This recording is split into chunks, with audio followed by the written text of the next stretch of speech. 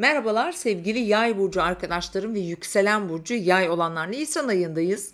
Mart ayından çıkarken belki de en çok dökülenler arasında siz vardınız. Çünkü Yay burçlarını değişken grup burçları oldukça sarsan bir Mart ayı geride bıraktık. Beni izleyen Yay burcu arkadaşlar aslında biliyorlar. Çünkü değişken grup burçlar arasında bu Balık burcundaki stelyum, işte Balık burcundaki retrolar, işte Merkür, Venüs ki bu arada ayın 14'üne kadar sürecek. Gerçekten aile içinde, aile ilişkilerini başta olmak üzere yaşam yerlerini, burada anneler, babalar, belki akrabalar, bu anlamda bazı anlaşmazlıklar, tatsızlıklar yaşamış olabilirler. Bir takım yaylar ise finans konularında zorlandılar. İşte nerede? Ödeme kısmında zorlandılar. Çünkü gerçekten geçtiğimiz 5 ay o Mars falan retrosu orada onları yordu. Fakat artık Mars ayın 18'inde buradan ayrılıyor. Şimdi yaylar için çıkış ivmesi 18 Nisan'da başlıyor. Unutmayın değerli yaylar. Hayatınızın en güzel dönemine doğru Nisan ikinci yarısından sonra ilerlemeye başlayacaksınız. Bir kere şu anda bulunduğunuz psikolojik moddan lütfen çıkın. Ve bu videonun altına şöyle böyle olumsuz şeyler yazmayın. Çünkü güzel şeyler olacak. Geçmiş, yaşandı ve bitti. Tamam mı? Böyle düşünün.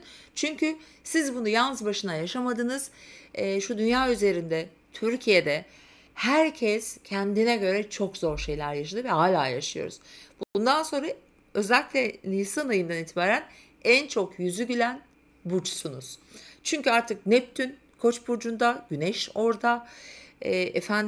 Nisan sonunda Venüs falan oraya gelecek. En önemlisi retrolar bitiyor. Şimdi tarih verelim efendim. 8 Nisan. Merkür retrosu bitiyor. Aile içi evle vesaire emlakla işte taşınmayla kontratlarla falan işte imza işlerinizi rahatlıkla yapabilirsiniz. 14'ünde Venüs retrosu bitiyor.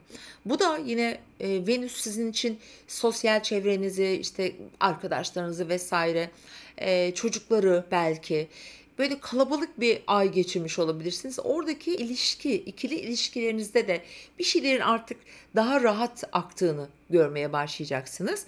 Ve bu arada burada gerçekten hani böyle Venüs'ün, Mars'ın kavuşumda ilerlediği bir ay olacak. Gönlünden geçenler, sahip olmak istediklerin, hayatında şu anda hedef belirledin diyelim ki bu arada şunu söyleyeceğim. Ayın 18'inden sonraki bütün hedefleriniz gezi, seyahat, yurt dışı, eğitim, hukuki süreçler, biraz ticaret, bu anlamda da çok iyi girişimlere fırsat bulacaksınız 18'inden sonra. Ateş elementi çok yükseliyor gökyüzünde. O yüzden değerlendirin efendim. Şimdi önemli bir tarihimiz daha var, 20 Nisan. 20 Nisan'da da artık Güneş Boğa burcuna geçiyor. Çalışan veya işte çalışmayan da olabilir ama iş hayatı çünkü öne çıkacak.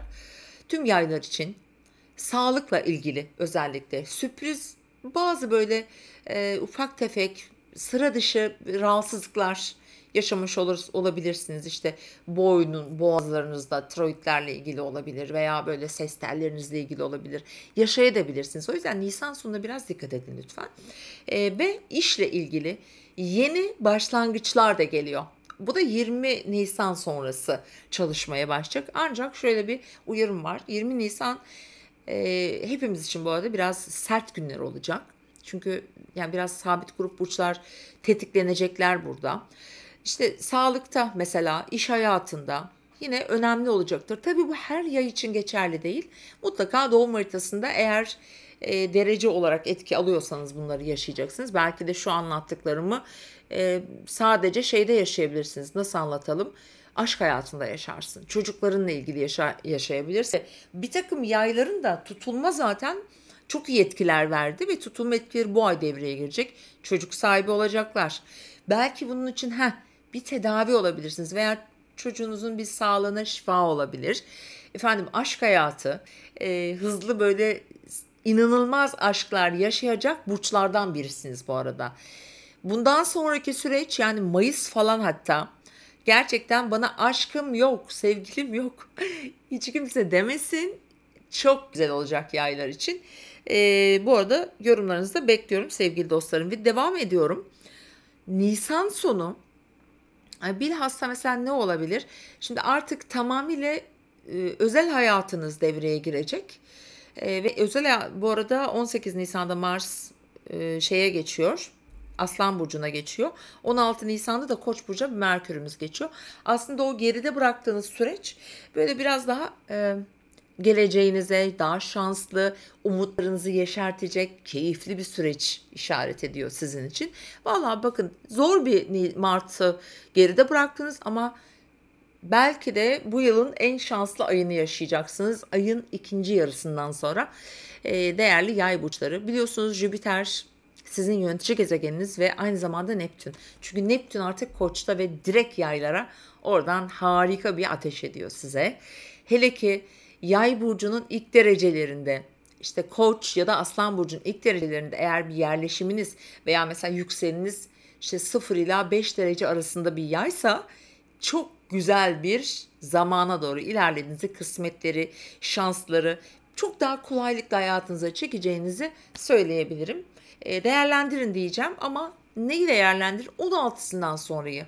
16'sına kadar yine her şeyi altyapı olarak düşünün. 16'dan sonra zaten gökyüzü inanılmaz derecede sizi desteklemeye başlayacak. Sevgili yay burçları, umarım harika bir ay geçirirsiniz. İzlediğiniz için teşekkürler efendim. Beğenmeyi, yorum yapmayı da unutmuyoruz. Şimdilik hoşça kalın.